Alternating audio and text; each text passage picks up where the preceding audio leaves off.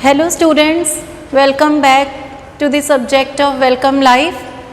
बेटे आपां एक बारी फिर जिंदगी का स्वागत करते हुए स्वागत जिंदगी की क्लास दे विच तुहाडा स्वागत करते हैं। आपां बेटे एक एक पड़ाव करके जिंदगी दियां नैतिक जड़ियां कदरां कीमतां हैगियां बेटे उन्हां दे बारे चर्चा करन जा रहे हैं। हले तक बेटे आपां पढ़िया कि जिहड़ी ईमानदारी हैगी है वो बहुत ही चंगी नीति है, तो उस तो बाद आपां पढ़िया कि वड्डियां दा सत्कार ते छोटियां नूं प्यार असीं किस तरह कर सकते हैं। इसी लड़ी दे विच बेटे अगे वधदे होए इन्हां मॉरल वैल्यूज़ दे नाल नाल कुछ तुहाडीआं सोशल रिस्पोंसिबिलिटीज़ भी हैगियां, समाजिक जिम्मेवारियां भी हैगियां। जिस तरह कि आपां पढ़िया सी भी असीं कुदरत दी संभाल किवें कर सकदे हां, कुदरती सोमिਆਂ दी संभाल किवें कर सकदे हां। उसी लड़ी दे विच बेटे अपना अज दा अगला विशा हैगा कि बिजली दी बचत। अजकल बेटे तुसी देख ही रहे हैगे हो बिजली दा क्राइसिस आया होया, सानू थां थां ते बिजली दी जिहड़ी है शॉर्टेज हो रही है। क्यों हो रही है बेटे? क्योंकि असी उसकी बचत ही नहीं करते। ਜਿਹੜੇ बेटे ये साडे कोल सोमे हुंदे हैं ऊर्जा दे, वो दो तरह के हुंदे हैं बेटे। एक हुंदे हैं नव्याणयोग, तुसी अपनियां 10वीं जमात दे विच तुसी पढ़ भी चुके हो, तो दूसरे तरह के हुंदे हैं बेटे कि ना नव्याणयोग। ਜਿਹੜੇ बेटे नव्याणयोग सोमे हुंदे हैं वो कभी भी ख़त्म नहीं हुंदे, ठीक है जी, वो कभी भी ख़त्म नहीं होंगे, वो दोबारा दोबारा दोबारा दोबारा बनते ही रहते हैं, जिस तरह कि सूरजी ऊर्जा। उस तो बाद बेटे साडे कोल ना नव्याणयोग सोमे होंगे हैं जिहड़े कि एक बारी वरतों तो बाद ख़त्म हो जाएंगे। उन्होंने दोबारा बनाने लई बहुत लंबा समा चाहिए जिहड़ा कि पॉसिबल नहीं हुंदा। तो बेटे जिहड़ी बिजली हैगी है वो भी एक ना नव्याणयोग सोमा हैगी है। बिजली भी ना नव्याणयोग ऊर्जा का सोमा हैगी है। इन्ना सौखा नहीं है इसनों बनाना, क्योंकि बिजली ज़्यादातर बेटे कोले तो, पानी तो या न्यूक्ली ऊर्जा तो बनती है। तो सानू पता है कि जिहड़ा कोला हैगा या पानी हैगा वो ना नव्याणयोग स्रोत हैगा। कोला जदों भी ख़त्म हो गया बेटे उन्होंने लखां करोड़ां साल लगते हैं दोबारा बनने वास्ते। साडे कोल हुण भी बहुत सीमित ही स्टॉक हैगा उहदा। पानी आपां देख रहे हैं कि ज्यों-ज्यों बेटे आपां कुदरती सोमिਆਂ ਦੀ संभाल नहीं की, असी अन्ने वाह पेड़ कटते गए, तो उहदा इफैक्ट ये होया कि बारिश ही घट गई, साडे कोल मींह दा पानी घट गया। तो जे बेटे पानी घट गया तो बिजली भी बनानी जिहड़ी है सानू बहुत ज़्यादा औखी हो गई। तो इस सारे क्राइसिस दे विच बेटे संकट दे विच जिथे असी इन्हां सोमिਆਂ ਦੀ संभाल करनी है उत्थे असी बिजली की बचत भी करनी है।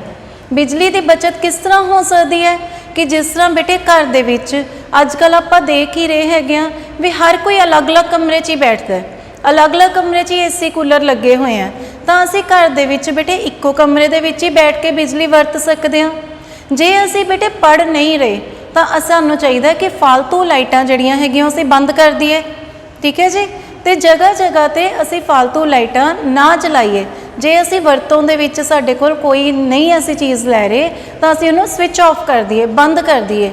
इत्थे तक कि बेटे जिहड़े साडे मोबाइल दे चार्जर्स हैगे आ वो भी अगर असी प्लग विच पाया होया है, ऑन रखिया होया है, तो उहदे नाल भी बिजली की खपत हुंदी है। तो असी सारे जिहड़े स्विच हैगे हैं जिहड़े कि वरतों दे विच नहीं हैगे उन्हां नूं असी ऑफ करना है, फालतू बिजली नहीं चलानी। दूसरा बेटे आपां बिजली वास्ते भी नव्याणयोग स्रोतां की वरतों कर सकते हैं, जिस तरह कि असी पढ़िया हैगा सूरजी ऊर्जा।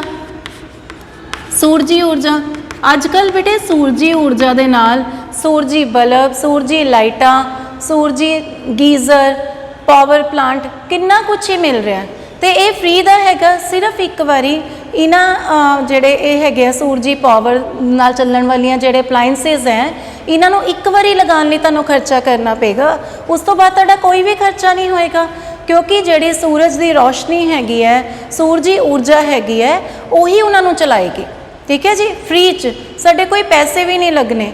तो बेटे अगर असी ये छोटी जी गल सोच लीए कि असी बिजली की बचत करनी है तो वो दिन दूर नहीं हैगा कि जदों असी इस गल दे विच सक्सैसफुल होवांगे। जे असी घर दे विच आम बल्ब या ट्यूब की जगह ते सूरजी बल्ब ट्यूब लगा रहे हैं, असी गीज़र हीटर सूरजी लगा रहे हैं, ਤਾਂ ਅਸੀਂ ਬਹੁਤ ਸਾਰੀ ਬਿਜਲੀ ਜਿਹੜੀ ਆ ਉਹ ਜਿਹੜੀ ਬਚਤ ਕਰ ਸਕਦੇ ਹਾਂ। ਦੂਸਰਾ ਬੇਟੇ ਸਾਨੂੰ ਪਤਾ ਹੈ ਕਿ ਜਿਹੜੀ ਬਿਜਲੀ ਹੈਗੀ ਹੈ ਉਹ ਪਾਣੀ ਜਾਂ ਕੋਲੇ ਤੋਂ ਹੀ ਬਣਦੀ ਹੈ, ਤਾਂ ਉਹਨੂੰ ਵੀ ਅਸੀਂ ਸੀਮਿਤ ਹੀ ਵਰਤਣਾ ਹੈ। ਪਾਣੀ ਥਾਂ ਤੇ ਆਪਾਂ ਬਾਜ਼ਾਰ ਚਲੇ ਗਏ, ਸਕੂਲ ਆ ਗਏ ਜਾਂ ਕਿਸੇ ਕਾਮਨ ਪਲੇਸ ਤੇ ਚਲੇ ਗਏ, ਅਸੀਂ ਦੇਖਦੇ ਹਾਂ ਕਿ ਪਾਣੀ ਦੀ ਲੀਕੇਜ ਹੁੰਦੀ ਹੀ ਰਹਿੰਦੀ ਹੈ ਜਾਂ ਕਿਤੇ ਟੂਟੀ ਖੁੱਲੀ ਹੁੰਦੀ ਹੈ, ਤਾਂ ਸਾਡਾ ਫਰਜ਼ ਬਣਦਾ ਹੈ ਕਿ ਅਸੀਂ ਉਸ ਲੀਕੇਜ ਨੂੰ ਠੀਕ ਕਰੀਏ ਜਾਂ ਅਸੀਂ ਚਲਦੀ ਹੋਈ ਜਿਹੜੀਆਂ ਟੂਟੀਆਂ ਹੈਗੀਆਂ ਉਹਨਾਂ ਨੂੰ ਬੰਦ ਕਰ ਦਈਏ। ਅਸੀਂ ਮੀਂਹ ਦਾ ਪਾਣੀ ਵੀ ਜਿਹੜਾ ਹੈਗਾ ਬੇਟੇ ਉਸ ਨੂੰ ਇਕੱਠਾ ਕਰਕੇ ਵੀ ਵਰਤੋਂ 'ਚ ਲਿਆ ਸਕਦੇ ਹਾਂ। ਬਹੁਤ ਸਾਰੇ ਐਸੇ ਤਰੀਕੇ ਹੈਗੇ ਆ ਜਿਹੜੇ ਕਿ ਪਤਾ ਤਾਂ ਸਾਰਿਆਂ ਨੂੰ ਹੈ, ਪਰ ਉਹਨਾਂ ਨੂੰ ਅਸੀਂ ਆਪਣੀ ਲਾਈਫ ਦੇ ਵਿੱਚ ਅਪਲਾਈ ਨਹੀਂ ਕਰਦੇ। ਅਸੀਂ ਸੋਚਦੇ ਹੀ ਨਹੀਂ ਵੀ ਸਾਡਾ ਇਹ ਫਰਜ਼ ਹੈਗਾ। ਤਾਂ ਬੇਟੇ ਜਿਹੜੀ ਤੁਹਾਡੀ ਜ਼ਿੰਦਗੀ ਦੀ ਸਟੇਜ ਹੈਗੀ ਹੈ, ਤੁਸੀਂ ਯੰਗ ਜਨਰੇਸ਼ਨ ਹੈਗੇ ਹੋ ਸੋਸਾਇਟੀ ਦੇ, ਤੁਸੀਂ ਭਵਿੱਖ ਹੈਗੇ ਹੋ ਸੋਸਾਇਟੀ ਦਾ, ਦੇਸ਼ ਦਾ, ਤਾਂ ਤੁਹਾਨੂੰ ਚਾਹੀਦਾ ਹੈ ਕਿ ਤੁਸੀਂ ਬੇਟੇ ਇਹ ਉਪਰਾਲਾ ਕਰੋ ਤਾਂ ਕਿ ਜਿਹੜੀ ਬਿਜਲੀ ਹੈਗੀ ਹੈ ਉਸ ਦਾ ਜਿਹੜਾ ਸੰਕਟ ਹੈ ਉਹ ਸਾਡੇ ਲਈ ਖੜਾ ਨਾ ਹੋਏ। ਅਸੀਂ ਅੱਜ ਕੱਲ੍ਹ ਹੀ ਦੇਖ ਰਹੇ ਹਾਂ ਵੀ ਕਿੰਨੇ ਕੱਟ ਲੱਗ ਰਹੇ ਆ ਬਿਜਲੀ ਦੇ, ਕਿੰਨਾ ਔਖਾ ਹੋ ਰਿਹਾ। ਉਹ ਕਿਉਂ ਹੋ ਰਿਹਾ? ਕਿਉਂਕਿ ਅਸੀਂ ਸਮੇਂ 'ਤੇ ਸੰਭਲੇ ਹੀ ਨਹੀਂ। ਪਰ ਤੁਹਾਡੇ ਮੋਢਿਆਂ 'ਤੇ ਬੇਟੇ ਸਟੂਡੈਂਟਸ ਬਹੁਤ ਵੱਡੀ ਰਿਸਪੌਂਸਿਬਿਲਟੀ ਹੈ। ਤੁਸੀਂ ਜਗ੍ਹਾ ਜਗ੍ਹਾ 'ਤੇ ਆਪ ਵੀ ਇਹਦੀ ਬਚਤ ਕਰ ਸਕਦੇ ਹੋ ਅਤੇ ਸਾਰਿਆਂ ਨੂੰ, ਆਪਣੇ ਘਰਦਿਆਂ ਨੂੰ, ਆਪਣੇ ਨਾਲ ਪੜ੍ਹਦੇ ਸਾਥੀਆਂ ਨੂੰ, ਦੋਸਤਾਂ ਨੂੰ ਇਸ ਬਾਰੇ ਅਵੇਅਰ ਵੀ ਕਰਾ ਸਕਦੇ ਹੋ। ਤੁਸੀਂ ਖੁਦ ਵੀ ਪਾਣੀ ਬਿਜਲੀ ਦੀ ਬਚਤ ਕਰ ਸਕਦੇ ਹੋ ਅਤੇ ਉਹਨਾਂ ਨੂੰ ਵੀ ਇਹ ਗੱਲ ਸਮਝਾ ਸਕਦੇ ਹੋ ਵੀ ਕਿਸ ਤਰ੍ਹਾਂ, ਕਿਹੜੇ ਤਰੀਕਿਆਂ ਦੇ ਨਾਲ ਮਿਲ ਕੇ ਅਸੀਂ ਬਿਜਲੀ ਦੀ ਬਚਤ ਕਰ ਸਕਦੇ ਹਾਂ। ਸਕੂਲ ਦੇ ਵਿੱਚ ਅਸੀਂ ਅਕਸਰ ਹੀ ਆਉਂਦੇ ਹਾਂ, ਬੱਚੇ ਕਲਾਸਾਂ 'ਚੋਂ ਨਿਕਲੀ ਜਾ ਰਹੇ ਆ, ਪੱਖੇ ਲਾਈਟਾਂ ਚੱਲ ਰਹੀਆਂ, ਕਿਉਂਕਿ ਉਹ ਸਾਨੂੰ ਲੱਗਦਾ ਵੀ ਉਹ ਸਾਡਾ ਫਰਜ਼ ਨਹੀਂ ਹੈ। ਪਰ ਬੇਟੇ ਅਸੀਂ ਇੱਕ ਚੰਗੇ ਨਾਗਰਿਕ ਬਣਦੇ ਹੋਏ ਅਸੀਂ ਇਹ ਨਹੀਂ ਕਰਨਾ। ਅਸੀਂ ਆਪਣੇ ਕਲਾਸ ਦੀਆਂ ਤਾਂ ਸਵਿਚ ਆਫ ਕਰਨੀਆਂ ਹੀ ਹੈ, ਬਾਹਰ ਨਿਕਲਣ ਵੇਲੇ ਅਸੀਂ ਬਾਕੀ ਕਲਾਸਾਂ ਦੀ ਵੀ ਦੇਖਣੀ ਹੈ। ਤਾਂ ਕਈ ਐਸੇ ਛੋਟੇ ਛੋਟੇ ਸਟੈਪਸ ਹੈਗੇ ਆ ਬੇਟੇ ਜਿਹਦੇ ਨਾਲ ਕਿ ਅਸੀਂ ਬਿਜਲੀ ਦੀ ਬਚਤ ਕਰ ਸਕਦੇ ਹਾਂ। ਅਸੀਂ ਲੰਘਦੇ ਹੋਏ ਜਿੱਥੇ ਕੋਈ ਫਾਲਤੂ ਲਾਈਟ ਚੱਲ ਰਹੀ ਹੈ ਉਹਨੂੰ ਸਵਿਚ ਆਫ ਕਰ ਸਕਦੇ ਹਾਂ, ਘਰ ਵੀ ਅਤੇ ਬਾਹਰ ਵੀ। ਕੋਈ ਪਾਣੀ ਦੀ ਵੇਸਟੇਜ ਹੋ ਰਹੀ ਹੈ ਅਸੀਂ ਉਸ ਨੂੰ ਵੀ ਕੰਟਰੋਲ ਕਰ ਸਕਦੇ ਹਾਂ। ਤਾਂ ਇਹ ਤੇ ਅਸੀਂ ਸਾਰੇ ਇੱਕ ਕਾਮਨ ਪਲੇਸ 'ਤੇ ਬੈਠ ਸਕਦੇ ਹਾਂ। ਜ਼ਰੂਰੀ ਨਹੀਂ ਹੈ ਕਿ ਅਸੀਂ ਅਲੱਗ-ਅਲੱਗ ਕਮਰਿਆਂ ਦੇ ਵਿੱਚ ਹੀ ਬੈਠਣਾ ਹੈਗਾ ਅਤੇ ਲੋੜ ਪੈਣ 'ਤੇ ਹੀ ਅਸੀਂ ਬਿਜਲੀ ਚਲਾਉਣੀ ਹੈ। ਜੇ ਸਾਨੂੰ ਬਿਜਲੀ ਦੀ ਜਿੰਨੀ ਲੋੜ ਨਹੀਂ ਹੈ ਅਸੀਂ ਉਹਨੂੰ ਸਵਿਚ ਆਫ ਕਰਨਾ ਹੈ, ਭਾਵੇਂ ਕਿ ਉਹ ਇੱਕ ਪਲੱਗ ਵੀ ਕਿਉਂ ਨਾ ਹੋਏ। ਤਾਂ ਬੇਟੇ ਮੈਂ ਉਮੀਦ ਕਰਦੀ ਹਾਂ ਕਿ ਤੁਸੀਂ ਸਾਰੇ ਅੱਜ ਇਹ ਪ੍ਰਣ ਲਓਗੇ ਕਿ ਅਸੀਂ ਆਉਣ ਵਾਲੇ ਸਮੇਂ ਦੇ ਵਿੱਚ ਅਤੇ ਭਾਵੇਂ ਅੱਜ ਤੋਂ ਹੀ ਅਸੀਂ ਬਿਜਲੀ ਦੀ ਬਚਤ ਕਰਨ ਦੀ ਕੋਸ਼ਿਸ਼ ਕਰਾਂਗੇ। ਇਹ ਬੇਟੇ ਜਿਹੜੇ ਤੁਹਾਡੇ ਛੋਟੇ ਛੋਟੇ ਉਪਰਾਲੇ ਹੈਗੇ ਆ ਇਹ ਬਹੁਤ ਵੱਡੇ ਦੇਸ਼ ਨੂੰ ਸੰਕਟ ਤੋਂ ਬਚਾ ਲੈਣਗੇ।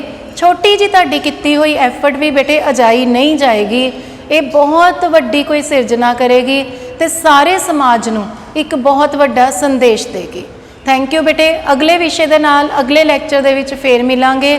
ਤਦ ਤੱਕ ਉਮੀਦ ਕਰਦੀ ਹਾਂ ਕਿ ਜਿਹੜੇ ਵਿਸ਼ੇ ਆਪਾਂ ਹੁਣ ਤੱਕ ਪੜ੍ਹ ਚੁੱਕੇ ਹਾਂ, ਇਮਾਨਦਾਰੀ ਦਾ ਰਸਤਾ, ਵੱਡਿਆਂ ਦਾ ਸਤਿਕਾਰ ਕਰਨ ਦਾ ਰਸਤਾ, ਕੁਦਰਤੀ ਸੋਮਿਆਂ ਦੀ ਸੰਭਾਲ ਅਤੇ ਬਿਜਲੀ ਦੀ ਬਚਤ, ਇਹਨਾਂ ਵਿਸ਼ਿਆਂ 'ਤੇ ਤੁਸੀਂ ਜ਼ਰੂਰ ਸੋਚੋਗੇ ਅਤੇ ਇਹਨਾਂ ਨੂੰ ਆਪਣੇ ਜੀਵਨ ਦੇ ਵਿੱਚ ਗ੍ਰਹਿਣ ਕਰੋਗੇ। ਥੈਂਕ ਯੂ ਬੇਟੇ, ਥੈਂਕ ਯੂ।